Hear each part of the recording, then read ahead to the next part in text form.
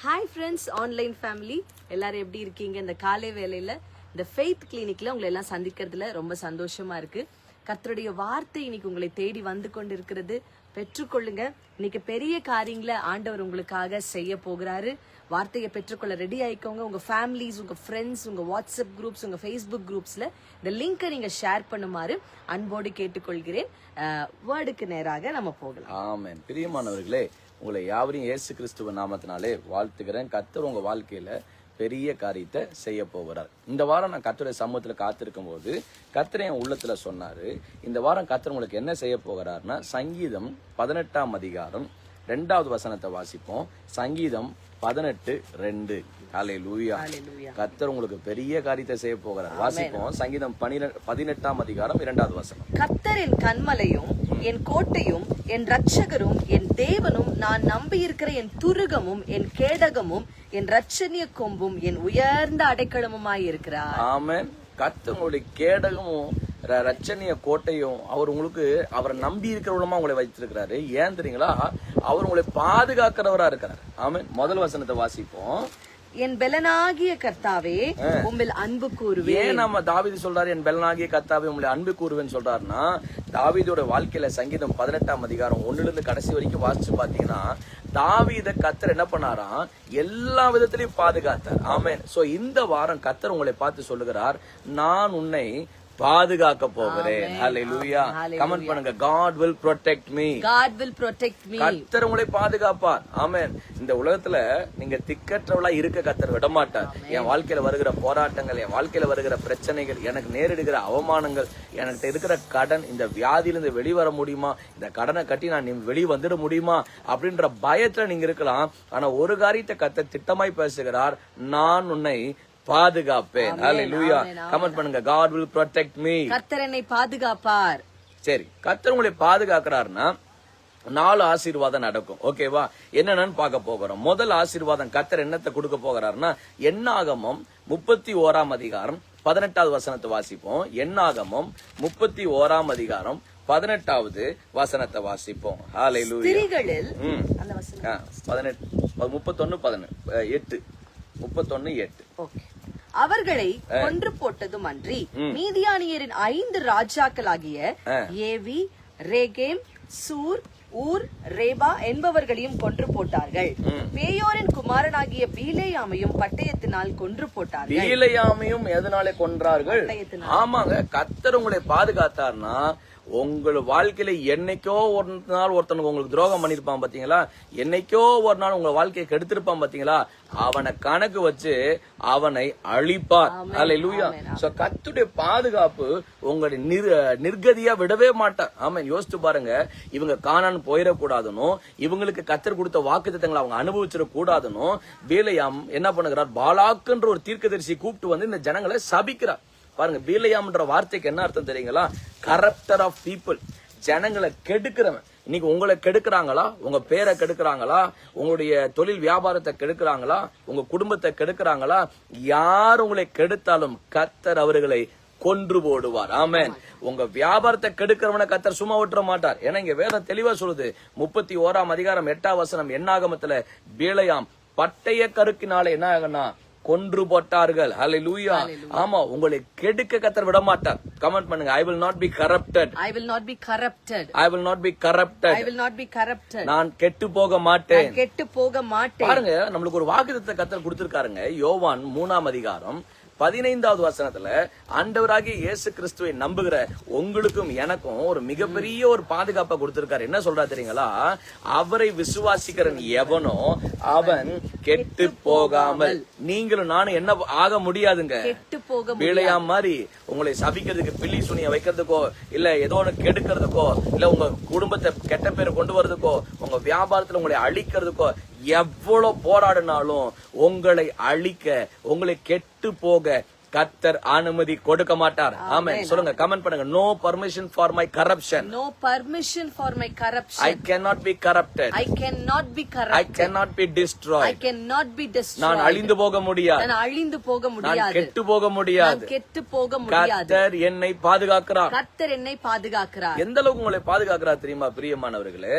தீய மனிதர்கள் அசுத்தாவியோடு கூட சேர்ந்து இணைந்து என்னாகம 23:23 சொன்னபடி உங்களுக்கு விரோதமா பில்லி சுனியம் வச்சா கூட அவர்களால் உங்களை கெடுக்க முடியாது. உங்களுக்கு விரோதமா பில்லி சுனியம், நீங்க முன்னாடி ரூம்ல உட்கார்ந்து இருக்கலாம், ஹால்ல உட்கார்ந்து இருக்கலாம், நேரா கொண்டு வந்து பில்லி சுனியத்தை உங்க கால்லயே வச்சாலும் இல்ல உங்க மடியிலேயே வச்சாலும் உங்க தலைமையிலேயே வச்சாலும் நான் சொல்றேன் அந்த பில்லி சுனிய மந்திரங்கள் உங்க வாழ்க்கையில பழிக்காது. ஏன்னா உங்களை பாதுகாக்கும்படியாக கர்த்தர் இருக்கிறார். சங்கீதத்துல சொல்லுகிறாரு, இஸ்ரவேலை காக்கிறவர் தூங்குவதும் இல்லை உறங்குவதும் இல்லை. உங்களை பாதுகாக்கிற தெய்வம் தூங்காமே பாக்குறார், உறங்காமல் பாதுகாக்கிறார். ஹல்லேலூயா. உங்களை அப்படியே விட்டுறவே மாட்டார். சொல்லுங்க, என்னை விடவே மாட்டார். ஹல்லேலூயா. சோ முதல் ஆசீர்வாதம், கர்த்தர் உங்களை பாதுகாக்கும் போது உங்களை கெடுக்கிறவர்கள் அழிக்கப்படுவார்கள். ஆமென். சொல்லுங்க, என்னை கெடுக்கிறவர்கள் அழிக்கப்படுவார்கள். இரண்டாவதாக, கர்த்தர் உங்களை பாதுகாக்க ஆரம்பிச்சுட்டா என்ன நடக்கும் பாருங்க. என்னாகமம் 27ஆம் அதிகாரம் 20வது வசனத்தை வாசிப்போம். என்னாகமம் 27:20. இஸ்ரவேல் புத்திரராகிய சபையார் எல்லாரும் அவனுக்கு கீழ்ப்படியும்படிக்கு உன் கணத்தில் கொஞ்சம் அவனுக்கு கொடு. உன் கணத்தில் கொஞ்சம் அவனுக்கு கொடு. இங்க மோசேவை பார்த்து ஆண்டவர் சொல்றாரு, மோசே யோசுவாக்கு போய் உன் கணத்தை கொஞ்சம் கொடுன்றார். யோசிச்சு பாருங்க, எப்படிங்க இன்னைக்கு கொஞ்சம் ஒரு நன்மை கொடுக்கறதுக்கே என்ன பண்றோம், சண்டை போட்டுக்கிறோம். அவனுடைய பதவியை கொடுக்கறதுக்கே சண்டை போட்டுக்கிறோம். ஆனா பரலோகத்தின் தேவன் என்ன பண்ணுகிறாராம், இந்த யோசுவாவுக்கு மோசேவின் கணத்தை எடுத்து யோசுவாக்கு கொடுக்கிறார். ஹல்லேலூயா. சோ இரண்டாவது ஆசீர்வாதம், கர்த்தர் உங்களை பாதுகாக்க ஆரம்பிச்சிட்டா உங்களுக்கு என்னத்தை கொடுப்பார், கணம் கொடுப்பார். ஃபர்ஸ்ட் ஆசீர்வாதம் என்னன்னா, கரப்டர் will be killed. உங்களை கெடுக்கிறவர்கள் அழிக்கப்படுவார்கள். இரண்டாவதாக உங்களுக்கு என்னத்தை கொடுப்பாரா, ஆனர் கொடுப்பார். கமெண்ட் பண்ணுங்க, God will honor me. I will be honored. உங்க வேலை ஸ்தலத்துல நீங்க கனப்படுத்தப்படுவீங்க, உங்க குடும்பத்துல கனப்படுத்தப்படுவீங்க. உங்க குடும்பம் கூடி உட்கார்ந்துட்டாலே உங்களை அவமானப்படுத்துறதுக்கு பேசுறாங்களா, உங்களை கேவலப்படுத்த பேசுறாங்களா, நீ ஒரு நாசமா போனவனுன்ற ஒரு அடையாளம் சொல்லி உங்க குடும்பத்துல கேவலமா பேசுறாங்களா, நான் சொல்றேன் இந்த நாட்கள்ல கர்த்தர் உங்களுக்கு கனப்படுத்த போகிறார். ஹல்லேலூயா. பாருங்க, கர்த்தர் எப்படி கனப்படுத்தினார் பாருங்க. எதற்காக கர்த்தர் கனத்தை கொடுக்க சொன்னார், அந்த வசனத்தை தொடர்ந்து வாசிங்களேன். 20:21. அவன் ஆசாரியன் ஆகிய எலியேசருக்கு முன்பாக நிற்க கடவன். அவன் நிமித்தம் அந்த ஆசாரியன் கர்த்தருடைய சன்னிதானத்தில் வந்து ஊரீம் என்னும் நியாயத்திலே ஆலோசனை கேட்க கடவன். அவருடைய கட்டளையின்படியே அவனும் அவனோட கூட இஸ்ரவேல் புத்திரராகிய சபையார் எல்லாரும் போகவும் அவருடைய கட்டளையின்படி வரவும் வேண்டியது என்றார். மோசே தனக்கு கர்த்தர் கட்டளையிட்டபடியே யோசுவாவை அழைத்து கொண்டு போய் அவனை ஆசாரியனாகிய எலியேசருக்கும் சபை அனைத்திற்கும் முன்பாக நிறுத்தி அவன் மேல் தன் கைகளை வைத்து கர்த்தர் தனக்கு சொன்னபடியே அவனுக்கு கட்டளை கொடுத்தார். மோசே வந்து என்ன பண்ணிட்டாரு, யோசுவாவை கனப்படுத்தினார். இப்ப 20வது வசனத்தை வாசிங்களேன். கனம் எதுக்கு கர்த்தர் கனப்படுத்த சொல்லுகிறார், 20வது வசனத்தை வாசிங்க. இஸ்ரவேல் புத்திரராகிய சபையார் எல்லாரும் அவனுக்கு கீழ்ப்படியும். எதுக்கு கனத்தை கர்த்தர் தராரு, எல்லாருமே கீழ்ப்படியும்படிக்கு. யோசிச்சு பாருங்க, மோசேக்கு விரோதமாக ஆரோனுக்கு விரோதமாக கல்லெடுத்து தூக்கி அடிக்கிற வந்த ஜனங்க யோசுவாக்கு விரோதமா வந்ததே கிடையாது. ஏன் தெரியுங்களா, கனம். கர்த்தர் உங்களை கனப்படுத்திட்டா மோசேக்கே நடக்காதது யோசுவாவுக்கு நடந்தது. உங்க குடும்பத்துல யாருக்கு நடக்காதது உங்க வாழ்க்கையில நடக்க போகுது. உங்க வம்சத்துல யாருக்கு நடக்காத ஒரு பிசினஸ் உங்களுக்கு வரப்போகிறது. உங்க பிசினஸ்ல உங்க மாவட்டத்துல யாருக்குமே நடக்காத ஒரு நன்மை உங்க வாழ்க்கையில கர்த்தர் தருவார். ஆமா, சில அதிகாரிகள் உங்களுக்கு விரோதமா கையெழுத்து போட்டுக்கலாம். ஆனா கர்த்தர் சொல்லுகிறாரு, உன் சார்புல நான் இருந்தா, உனக்கு நான் கனப்படுத்தினா உங்களை யாருனாலும் கனவீனப்படுத்தும்படியாக நான் அனுமதி கொடுக்க மாட்டேன். கமெண்ட் பண்ணுங்க, no permission to be dishonored. No permission to be dishonored. என்னை கனவீனம் பண்ணும்படியாக மனிதர்களுக்கு கர்த்தர் அனுமதி கொடுக்கவில்லை.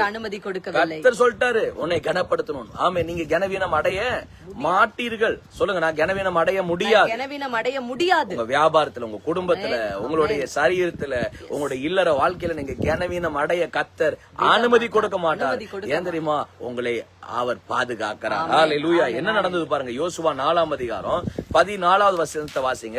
யோசுவா மேலாக மோசே கைய வச்சு அந்த அபிஷேகத்தை டிரான்ஸ்பர் பண்றாரு. அந்த கனத்தை கொண்டு போய் யோசுவா கொடுக்கிறாரு. நடந்தது என்ன பாருங்க, யோசுவா 4:14 வாசித்து பாருங்களேன். அந்நாளிலே கர்த்தர் யோசுவாவை சகல இஸ்ரவேலரின் கண்களுக்கு முன்பாகவும் மேன்மைப்படுத்தினார். அவர்கள் மோசேக்கு பயந்திருந்தது போல அவனுக்கும் அவன் உயிரோடு இருந்த நாளெல்லாம் பயந்திருந்தார்கள். நாளெல்லாம் என்ன பண்ணார்கள், ஏன் பயந்தாங்க தெரியுமா? யோசிச்சு பாருங்க, மோசே மோசேக்கு ஏன் பயந்தாங்க? மோசே செங்கடலை பிளந்தார். மோசேக்கு ஏன் பயந்தாங்க? பார்வோனை அழித்தார். மோசேக்கு ஏன் பயந்தாங்க? பார்வோனுடைய சேனையை அழித்தார். ஆனா யோசுவா என்ன பண்ணார்? ஒண்ணும் பண்ணல. ஆனா கனம் மேல வந்தோடனே அவன் மேல ஒரு மரியாதை வந்துச்சு, ஒரு பயம் வந்துச்சு. கர்த்தர் உங்க மேல கனப்படுத்துகிறார். கர்த்தர் உங்களை கனப்படுத்துகிறத பாக்குறேன். உங்க வாழ்க்கையில் இருக்கிற கனவீனங்களை கர்த்தர் ரிமூவ் பண்ணுகிறார். God is removing dishonor. Comment பண்ணுங்க, God is removing dishonor. கர்த்தர் கனவீனத்தை ரிமூவ் பண்ணுகிறார். ஹalleluya. உங்களை கனவீனம் படுத்த முடியாத எந்த மனிதனுக்கும் கர்த்தர் அனுமதி கொடுக்கவில்லை.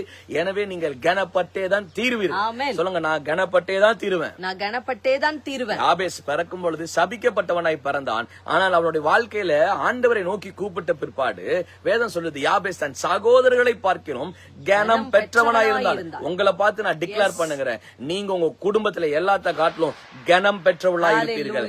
கனவீனங்கள் உங்க வாழ்க்கையில இருந்து எடுக்கப்படுகிறது. உங்க குடும்பத்துல, உங்க தொழில் வியாபாரத்துல, உங்க சரீரத்துல, உங்க மேரேஜ்ல இருந்து எல்லா கனவீன கர்த்தர் ரிமூவ் பண்ணுங்க. ஆமென்.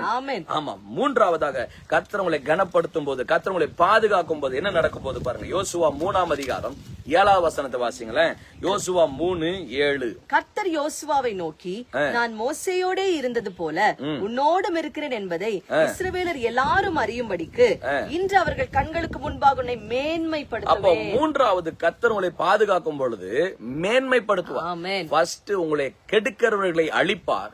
இரண்டாவது உங்களை கனப்படுத்துவார். மூன்றாவது உங்களை என்ன பண்ணுவார்? மேன்மைப்படுத்துவார். சரி, கர்த்தர் ஒரு மனிதனை மேன்மைப்படுத்த வேண்டும் என்று முடிவு பண்ணிட்டால் நடக்காதது நடக்கும், முடியாதது முடியும். யோசிக்கவே முடியாததெல்லாம் அப்படி அப்படி டப்புன்னு செஞ்சுட்டு போயிருவார். ஏன்னா ஒருத்தரை மேன்மைப்படுத்தணும்னு கர்த்தர் முடிவு பண்ணிட்டார். கமெண்ட் பண்ணுங்க, என்னை கர்த்தர் மேன்மைப்படுத்த வேண்டும் என்று நினைக்கிறார். கர்த்தர் மேன்மைப்படுத்த வேண்டும் என்று நினைக்கிறார். God thinks to magnify you. ஆமென். தேவன் உங்களை மேன்மைப்படுத்த வேண்டும் என்று விரும்புகிறார். இந்த இப்போ ஒரு சின்ன பொருள் இருக்கும். இப்ப பாருங்களேன், இந்த டைரி இருக்கா, இந்த டைரியில பின்னாடி நம்ம பேர் எழுதி இருக்காங்க. இப்போ அந்த லென்ஸை கொண்டு வந்து இந்த பேர் மேல வச்சோம்னா பெருசா தெரியும்ல, அதுதான் கர்த்தர் உங்க மேல ஒரு லென்ஸ வைக்க போகிறார். உங்களுக்கு ஒரு ஸ்பாட் லைட்ட கொடுக்க போகிறார்.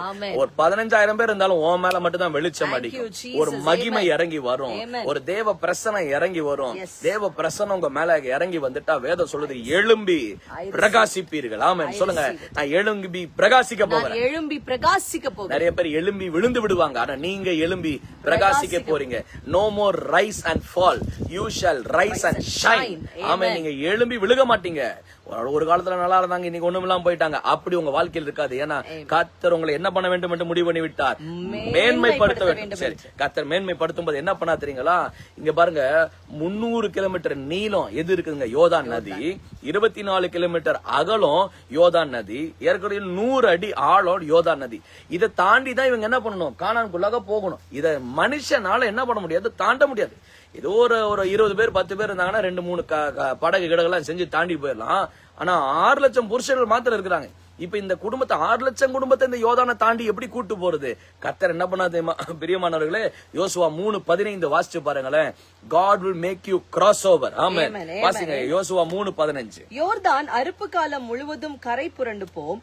பெட்டியை சுமக்கிற ஆசாரியர்களின் கால்கள் தண்ணீரின் ஓரத்தில் பட்டவுடனே, பெட்டியை சுமக்கிற ஆசாரியர்களுடைய கால்கள் தண்ணீரின் ஓரத்தில் பட்ட உடனே. ஹல்லேலூயா. ஆமா, அந்த கிருபாசனத்தை சுமந்து கொண்டு வர தேவ மனுஷர்கள், அந்த தேவ ஊழியக்காரர்களுடைய கால்கள் யோர்தானை பட்ட உடனே. இன்னைக்கு நான் உங்களை பார்த்து சொல்லுகிறேன், இன்னைக்கு இயேசுவின் நாமத்தில் நீங்க கையிட்டு செய்கிற காரியத்துல உடனடியாக ஆசீர்வாதம் உண்டாகும். ஆமென். ஹல்லேலூயா. அந்த கிருபையை பெற்றுக்கொண்டவங்க இமிடியேட்டா சேஞ்ச் எக்ஸ்பீரியன்ஸ் பண்ணுவாங்க. I release grace for immediate miracles. Amen. உடனடியாக அற்புதங்கள் நடக்கிற அந்த கிருபையை கர்த்தர் உங்க மேலயும், உங்க வியாபாரத்து மேலயும், உங்க குடும்பத்தின் மேலயும், உங்க சரீரத்தின் மேலயும் கர்த்தர் கொடுப்பாராக. ஆமென். கிருபாசனத்தை சுமந்து வந்துகிற ஆசாரியர்கள் யோர்தானை தொட்ட உடனே 300 கிலோமீட்டர் நீளம், 24 கிலோமீட்டர் அகலம், 100 அடி ஆழம். இது என்ன ஆச்சா பாருங்க, வாசிங்களேன். மேலே இருந்து ஓடி வருகிற தண்ணீர் நின்று என்ன ஆயிற்று? நின்று. உங்க தடை இன்னைக்கு நிக்க போகுதுங்க.